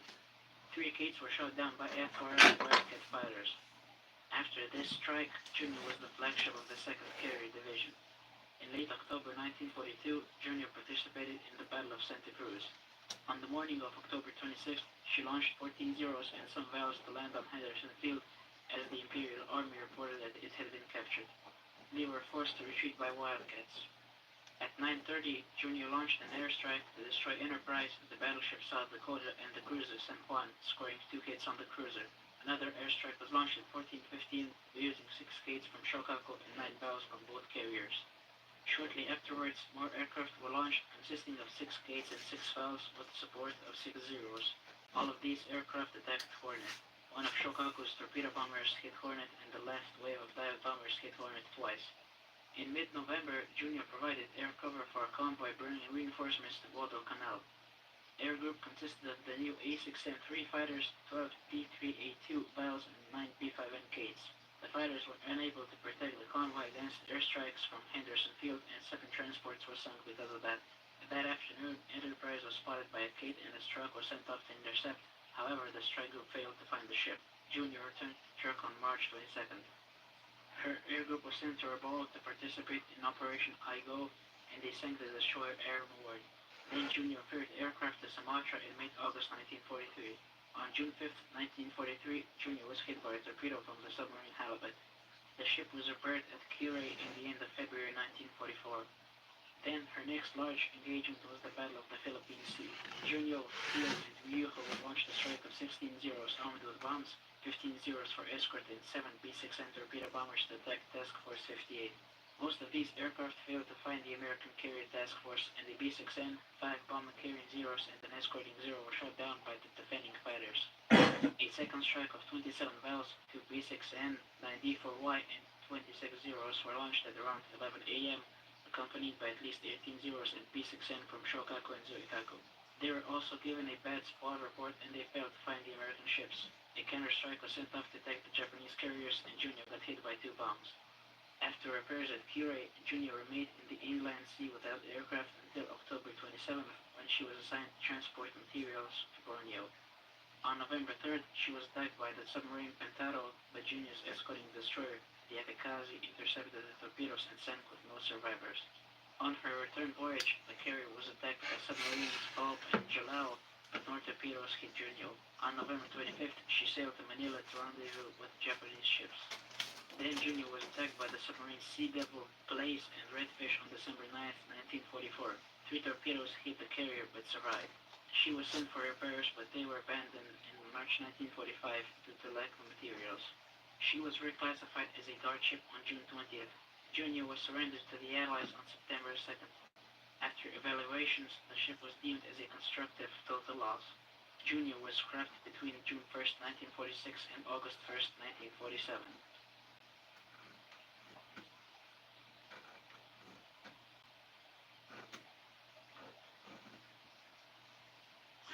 To Janie. You've been stealing my fleece for years. It's about time you had one that's just for you.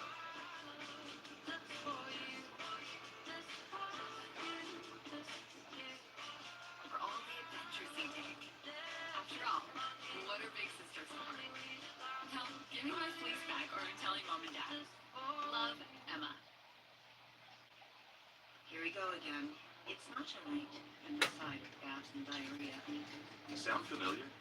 Any of these digestive issues after eating may cause you to second guess your food choices and could mean you have exocrine pancreatic insufficiency, or EPI. But Creon can help manage EPI. Creon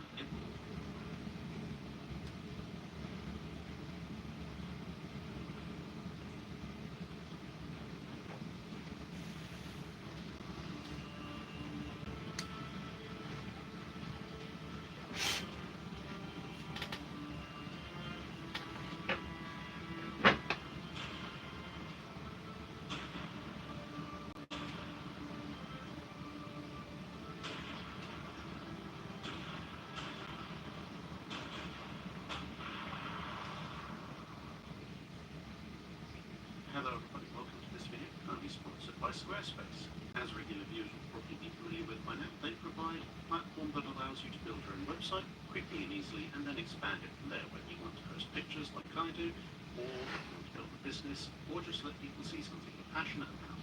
I of course built my website with Squarespace some time before they approached me with the sponsorship deal, so I was happy to recommend them. And since people seem to like the practical side of things, let's have a look at another feature. Now, I've recently been consolidating my library into a single room upstairs, and I discovered a very small portion of my collection was made up of duplicates. So I thought, why not test out their commerce section and see if I can put one or two of these up for sale. So I went to Pages, selected Add a Store, chose a basic layout, decided to call it the Victualer's Yard, because why not, and dragged it to the bottom of the main navigation menu, which means it appears on the far right. I can go into my freshly created page, delete a few preset templates, modify one or two of the others, or I can insert a brand new one, but let's modify the ones that are there. So edit, and then let's remove the default image, and add the correct image, and a bit of flavor text. Then it's over to choosing the price, and unfortunately I don't have infinite copies of the Kaiser's Cruises, so I have to switch that off and then set that to 1. Then realise I should probably also change the preview image. Repeat the entire exercise for the second entry, which is a book on French destroyers. Go to my new Victualer's Yard, and there they both are. Hooray! The first time you do this, you also have to spend a few minutes setting up how you would like to be paid and your shipping rates, but since both of those involve showing some obviously sensitive personal details, I'm not going to show you that element, but it only takes a few minutes. But after that, there's now a fully functional Victualer's Yard, which is good. I'll get a bit more of that file uploaded over the next few weeks, and if you'd like to give something like that a go, or any other kind of website format you want, head on over to squarespace.com for a free trial, and when you're ready to publish it, go to squarespace.com/Drakinabel to save 10% off your first purchase of your website or domain. So thanks once again to Squarespace for sponsoring this video, and now on with the show. The story of Japan's last carrier class is somewhat less widely known than their famous predecessors. Indeed, sometimes it's easy to think that the Imperial Japanese Navy's fleet carrier production stopped with Taiho and was only followed on the large carrier scale with the conversion of Shinano. But this is far from true. There was another class of fleet carrier planned with a surprising number built, and even more that technically should have been built, but they wouldn't arrive in time to help the Imperial Japanese Navy's war effort, and indeed many wouldn't arrive at all. Like the Essex class in the United States, these ships were not emergency war designs drafted up after the start of the conflict. Both types actually started design work, and in the Essex's case also started construction of some ships before Japan and the US got involved in World War II. but it's fair to say that the designs themselves were influenced by growing awareness that war was coming, and the numbers ordered were definitely reflective of the outbreak of conflict and the attendant expected or actual losses. For Japan, this fitted into the series of naval armaments programs, also known as the Circle series of plans that they drafted. The Circle 4 plan, authorised in 1938, started in 1939 and covering approximately 6 years of anticipated work, a single aircraft carrier was planned, the Taiho, along with a pair of Yamato-class battleships, the third and fourth of their type. However, later in 1938 came the US Naval Act of 1938, aka the Second Vinson Act. This called for an approximate 20% increase in the US Navy's strength above and beyond the now defunct treaty limits. Whilst Japanese planners went back to revise a new Circle 5 program, they also prepared a series of targeted expansion programs that could be implemented sooner. First, the Temporary Naval Armament Supplement Program, which mostly boosted submarines, submarine hunters, and auxiliary forces, and then partially as a follow-on and partially as a response to the Third Vinson Act, aka the Vinson-Walsh Act, aka the Two Ocean Navy Act, which would authorise, amongst other things, the Essex class as a whole. The Imperial Japanese Navy put forward the Rapid Naval Armaments Supplement Program and the Additional Naval Armaments Supplement Program. The latter was mostly concerned with further strengthening the submarine fleet, but the former called for a new fleet carrier that would form the basis of further construction. This would be named Unryu, Cloud Dragon. As compared to the US Navy, which was now laying down the Essexes, which were considerably larger than their immediate Yorktown-class predecessors, the Imperial Japanese Navy planned to walk back somewhat from the gold standard they'd set for the Shikakus, and instead adopted a smaller and thus easier and quicker to build option based on Kiryu class, the immediate predecessors to the larger Shikaku and Zuikaku. Ideally, they'd have preferred a clean slate design, but the drums of war were sounding and it would be far quicker to adapt existing plans than draft entirely new ones. Not everybody was happy about this, though. The aviation department of the Japanese Navy were concerned that since the basic design is now almost a decade old and it had been a little bit smaller at the time, and it had proven a bit more complicated to build than they'd anticipated, and frankly speaking, it definitely wasn't all that large now, there could be complications when it came to operating newer, larger and heavier aircraft that were potentially about to enter service. They insisted that plans for a newer and better ship should continue. But whilst work on that design would progress in the background, it was decided to continue with the development of the Unryu on the grounds that it wasn't really going to detract from any future larger vessel, which was in any case some years from keel laying, and in the interim it would be better to have additional flight decks, even if somewhat smaller than ideal, than not have any at all. This was followed by the completion of the Circle 5 plan, which called for, in its original form, in cabin ship terms, a revised Yamato-class design, 2 super Yamatos, and 2 or 3 new armoured flight deck supercarriers derived from the Taiho design. The Hokuryu in all 4 ships is roughly based on this concept. But this latter ambition was altered to a single large armoured vessel and 2 medium-sized ships, near enough certainly Unryu class or similar. But this whole plan was in turn thrown into chaos by the Battle of Midway, which of course had crippled the Japanese Navy's carrier groups via the loss of over half the existing carrier fleet strength in a single day. This would in turn lead to the revised Circle 5 plan, which eliminated the battleships altogether, as well as the big carrier, instead calling at first for 5 Kai Taiho, or revised Taiho design carriers, plus a total of 4 additional Unryu class. And soon enough, the Kai Taihos were eliminated in favour of simply extending the Unryu design run, with a total, including Unryu herself, of 16 such vessels being called for. Ship 302 Unryu, and ships 5001 through 5015 in the final option of the modified Circle 5 plan. once this was theoretically put into effect, it would be one further revision to the planned numbers. Ship 5002 and Ship 5005 would be cancelled, with their funds, materials and slipway space being diverted to the conversion of Ship 110 into a carrier. Ship 110 being the then under construction battleship Shinano. So if you manage to keep ahead of all that, you'll know that that leaves us with a final end total goal of 14 Unryu class carriers. So, of course, changed between the Hiryu and Unryu designs. The first and most obvious difference was placing the island on the starboard side.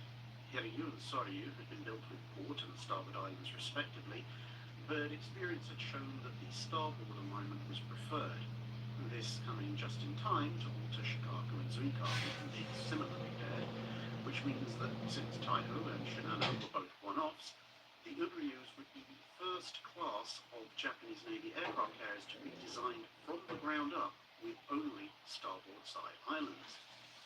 Additionally, the bridge island was reduced in size somewhat compared to Hiryu to more closely resemble Soryu's, with 3 internal enclosed decks and a final open deck above. With fittings for the latest Type 21 radar and anti-aircraft rangefinders pre-built in. But the total island superstructure was bulkier than the base design, despite being slightly shorter, in part to accommodate the radar, but also to support a number of light anti-aircraft guns, to incorporate bullet and splinter-proof armor plate, and additional working areas for the ship's captain, possibly an admiral, and their respective staffs. In keeping with most Imperial Japanese Navy carrier design philosophy, the funnel trunking was directed downward and away, rather than vertical, and some of this was also incorporated into the aft of the island, as opposed to being separate. The rudder of Hiryu, which had made the ship just a little bit unwieldy, was also replaced with a design adapted from Soryu, which made the ships a bit more agile, a feature that, even in 1942, was becoming readily apparent that their carriers needed.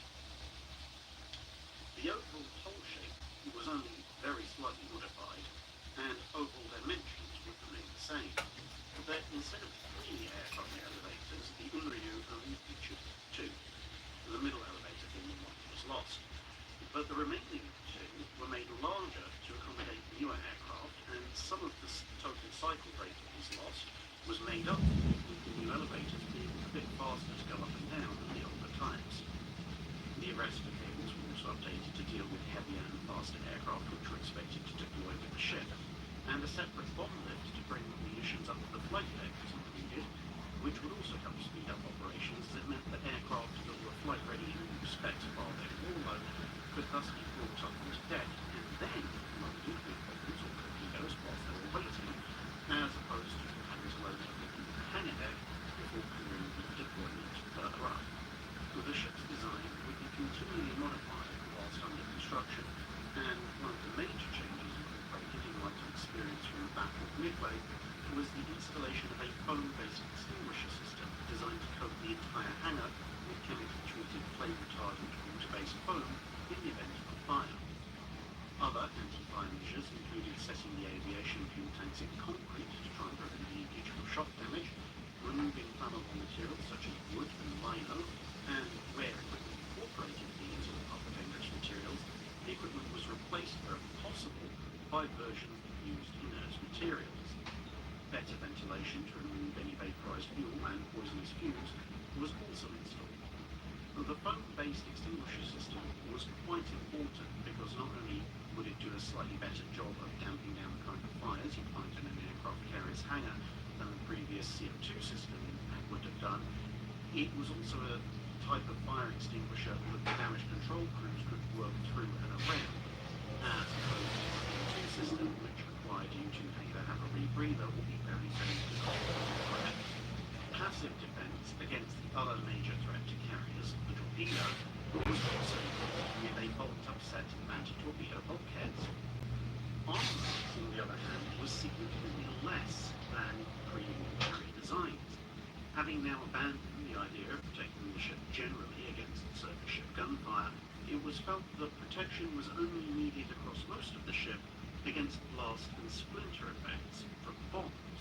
And so the maximum thickness of armour was 5.5 inches around the magazines, but a mere 2 inches elsewhere, including open machinery.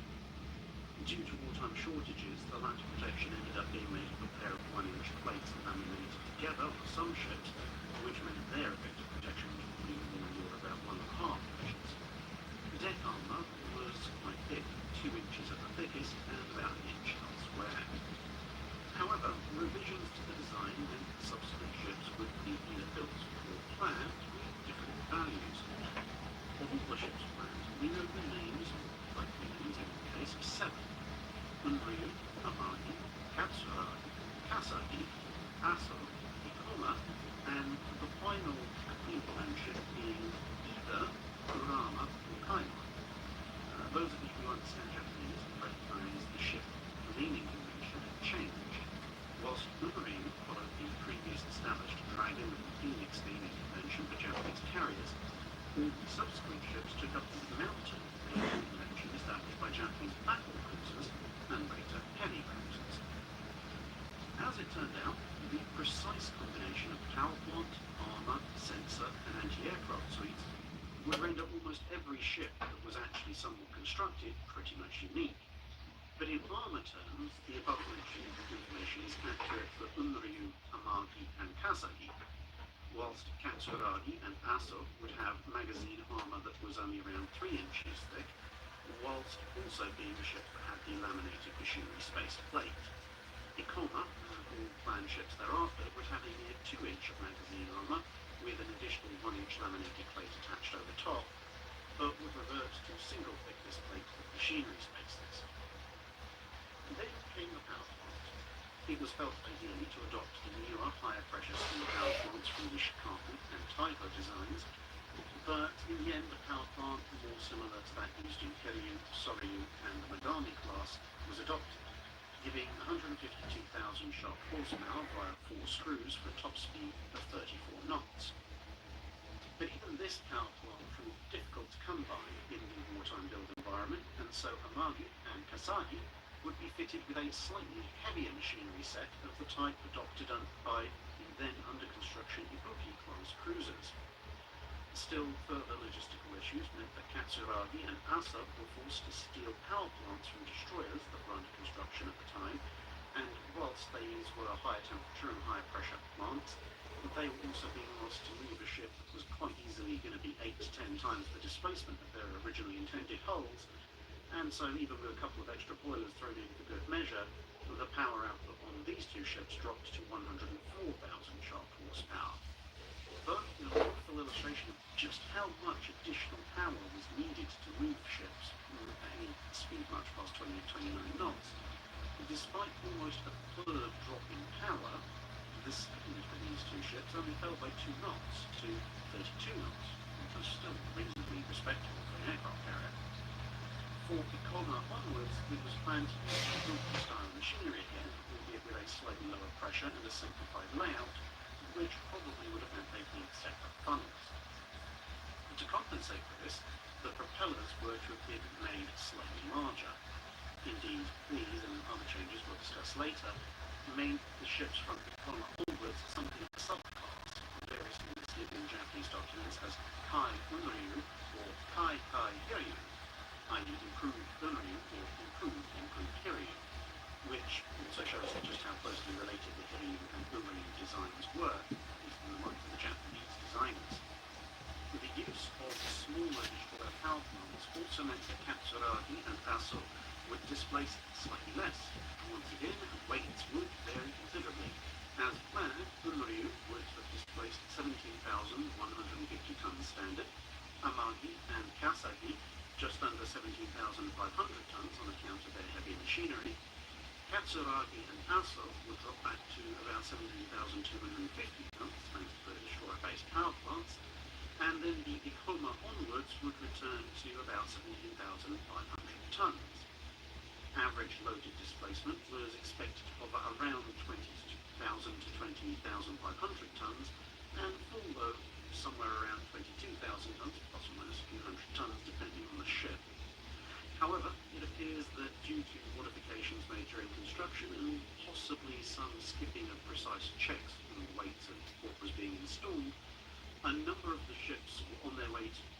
rated significantly overweight, with Kasagi listed in late 1943 as being about 900 tons over the design standard displacement, and Katsuragi managing to clear 20,200 tons just on standard displacement on final delivery in later 1945. Sensor equipment was similarly all over the place. The Unryu was supposed to have a pair of Type 21 general purpose radar sets and a single Type 13 air search radar.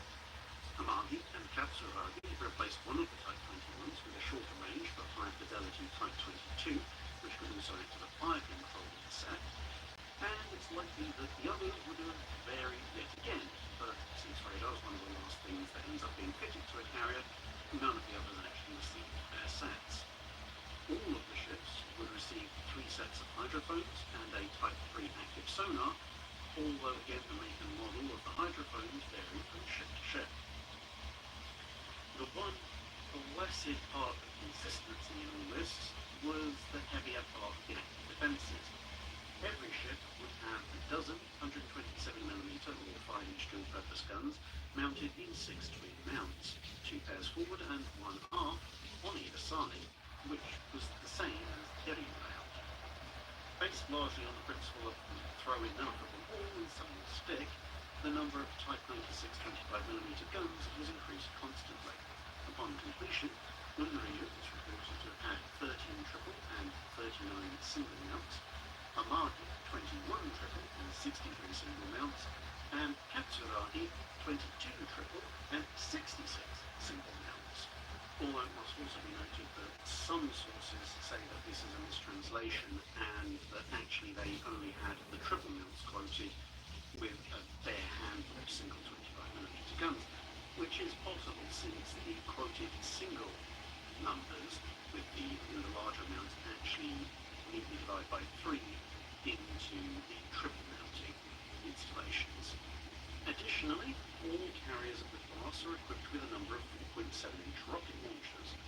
Although superficially similar to the unrotated projectile launchers used early in the war by the British, diameter bones and detonated by variable time used to scatter an incendiary and shrapnel-based payload similar to that used by the Type 3 anti-aircraft shells into the path of oncoming aircraft, as opposed to the small aerial mines of the British Rifles. These came in the form of 28-cell box launchers, of which 6 were mounted per ship on Unryu and Amagi, and subsequent ships were reportedly supposed to have been armed with a newer, lighter and easy-to-use 30-cell version, but Katsuragi appears to have competed with the older 28-cell version in place. Reflecting just how desperate things were becoming, there were also depth charge rails and a small supply of depth charges provided to the carrier, just in case it was forced to defend itself from submarines at a point-blank range. As originally planned, the air group was supposed to consist of 12 A6M0 fighters with 3 spares, 27 D3A dive bombers with 3 spares, and 18 B5N torpedo bombers with 2 spares, for a total of 57 operational and 8 spare aircraft. By late 1943, the operational numbers were the same, but the spares had been dropped. At some point thereafter, probably early 1944, this was changed again to a hangar load of 21 A6M0s, 18 D4Y Judy dive bombers, which the Japanese called Suisei or Comet, and 21 D6N Jill torpedo bombers, which the Japanese called Tenzan, Heavenly Mountain. This would mean 60 aircraft in the hangar and another 9 dive bombers and 2 torpedo bombers stored in a deck park.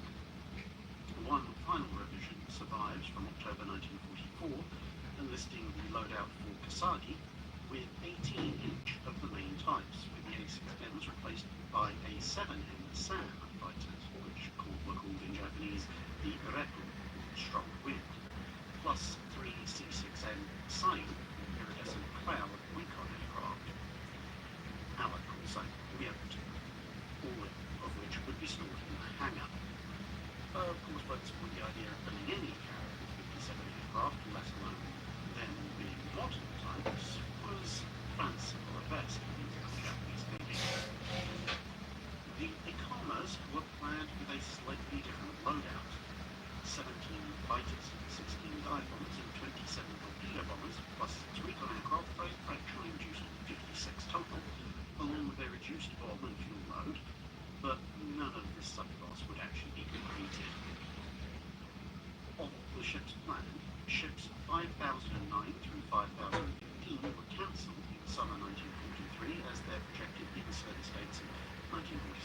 1948 were seen as being too long.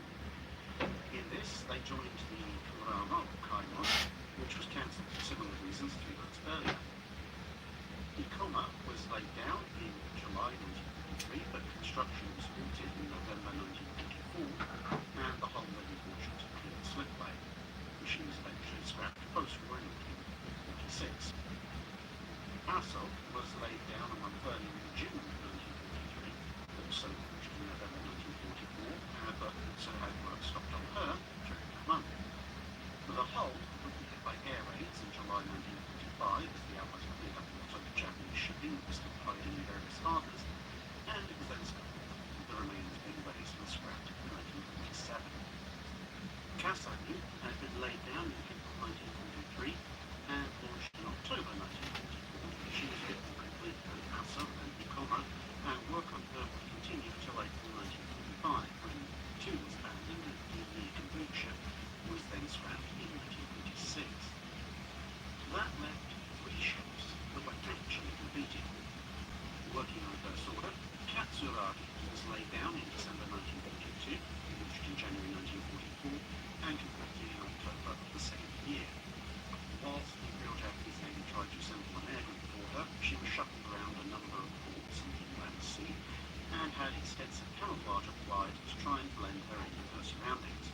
However, the call for aircraft to journey various islands, the air group was sent off to Faikon Island as of the line, and by March 1945 she was subjected to the first attacks by US Navy raiding aircraft, with only her anti-aircraft guns to defend her.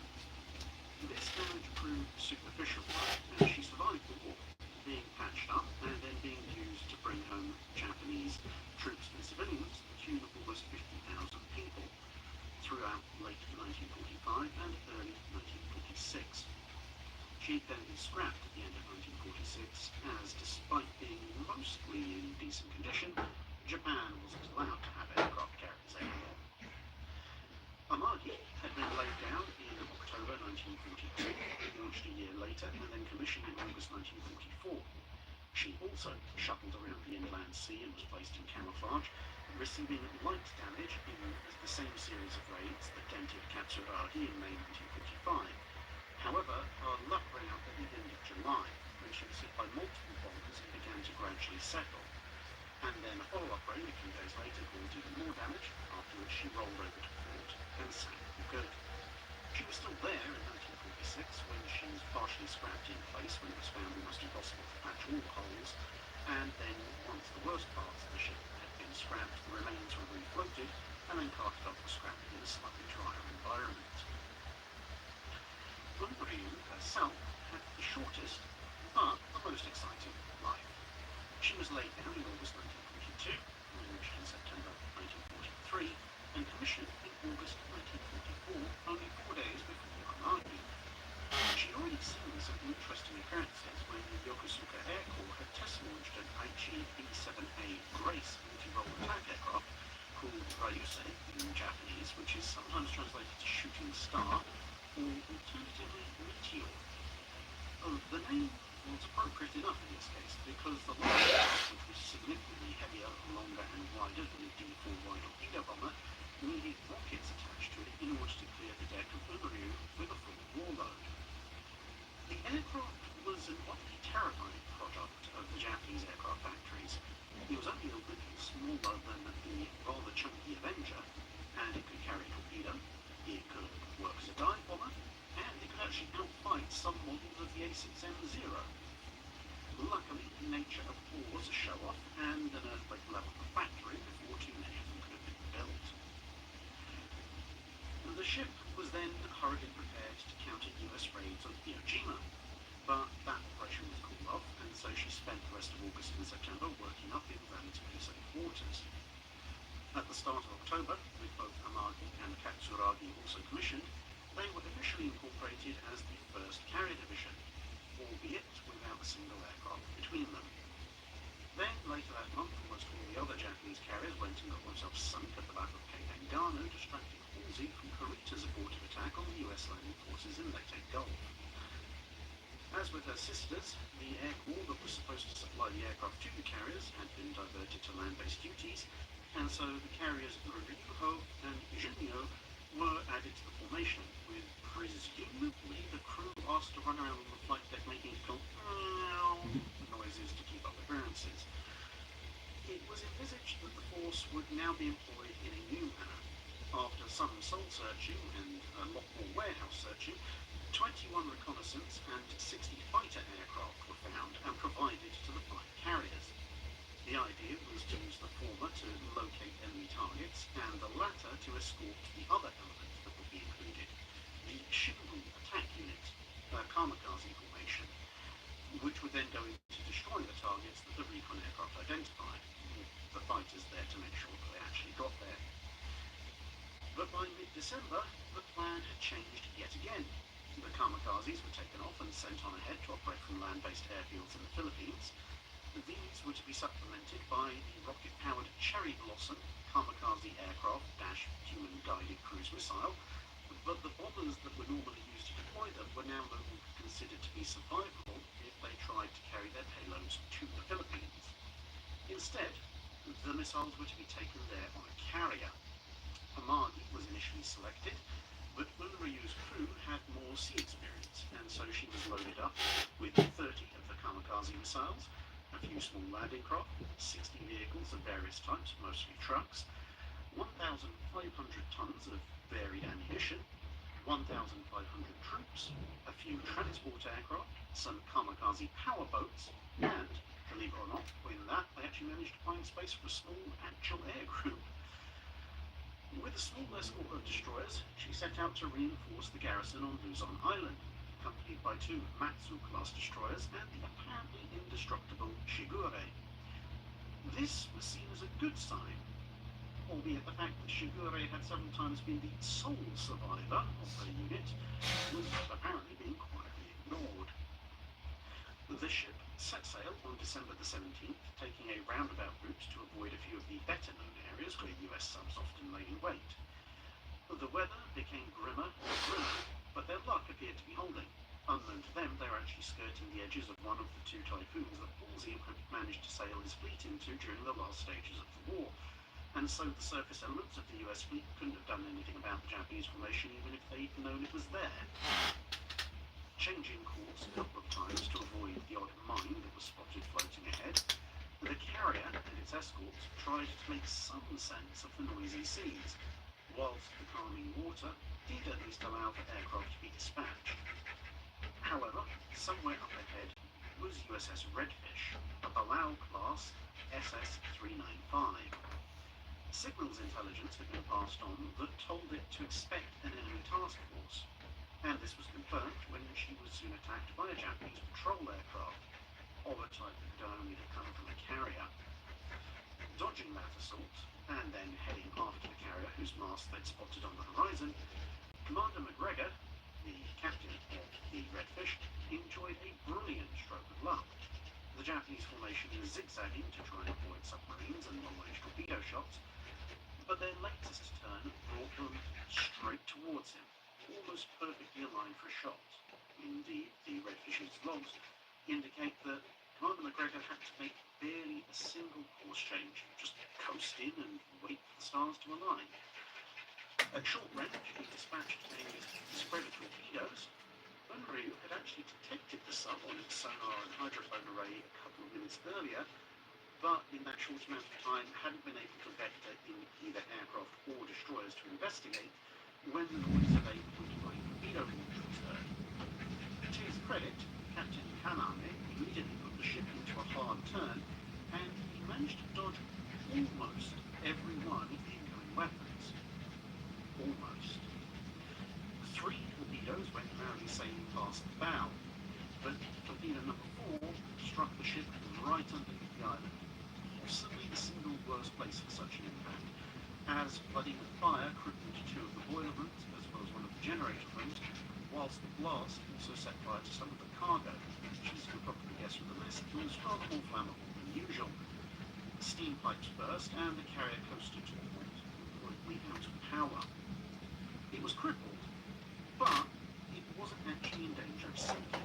Torpedo protection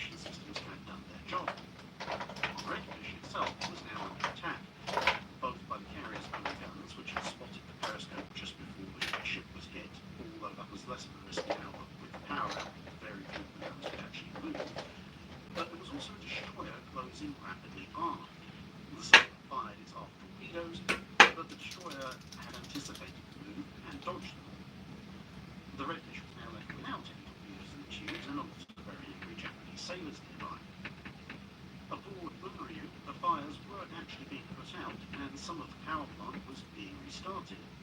The burning trucks were summarily thrown over the